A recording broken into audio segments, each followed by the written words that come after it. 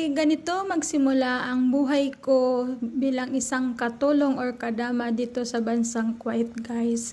Pagising ko or pagbaba ko, guys, ay ito na agad ang aking aatupagin. Una kong lilinisan ay ang sala, guys, 'di ba? Kasi nga dito ako unang maglilinis kasi tulog pa sila. And then kailangan ko din ayusin ang sala kasi minsan natambay dito si Madam na gabi. Nagkalat yung mga trophilos niya. Kailangan ayusin syempre para mamaya pag nagising siya, pag gusto niyang tumambay dito, edi areglado ang lahat, guys. O diba? Ito ang buhay ko bilang isang kadama dito sa bansang Kuwait. Dito lang umiikot ang aking buong maghapon, guys. Ito yung pinaka-starting point ng aking trabaho, diba? Kaya yan, todo kuskus na ang kadama nyo para maya-maya ay makapagpahinga na din. Kasi pag natapos na ako dito, guys, ay kailangan ko nang umakyat ulit para magplansya kung may plansyahin. Pero kung wala naman, ay maghihintay na lang ako na sila ay magising. Kasi nga late na din sila magising, kaya mahaba-haba din yung oras ng kadama nyo na may tambay siya, guys. Or may free time ba. Pag nagising na kasi sila, guys, maghingi na sila ng minsan almusal, minsan naman magsilayas kaagad or what, o diba? Minsan kasi nagising sila yung alaga ako ng maaga, minsan 9, kung pupunta na siya ng school. Pero pag wala silang pasok, as in talaga late sila magising kasi nga late din sila natutulog, o diba, guys?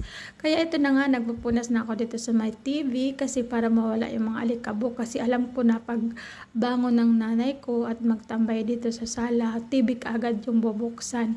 Kaya dapat malinis dyan kasi syempre nakakahiya naman, guys, kasi wala na nga akong gagawin, yan lang ang aking gagawin, diba, guys?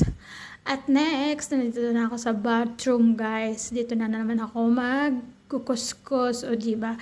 Kuskus dito, kuskus doon. Sabi nga nila, ang mga katulong dito sa abroad or mga kadama ay pumunta daw dito para daw magkuskus ng kubita. Ano ngayon, guys?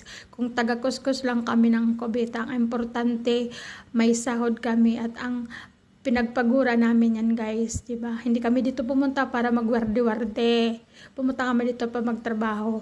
At ang pinasukan namin ay trabahong bahay or katulong, guys. Kaya kasama na yan sa aming trabaho ang magkuskus ng kubita, o diba?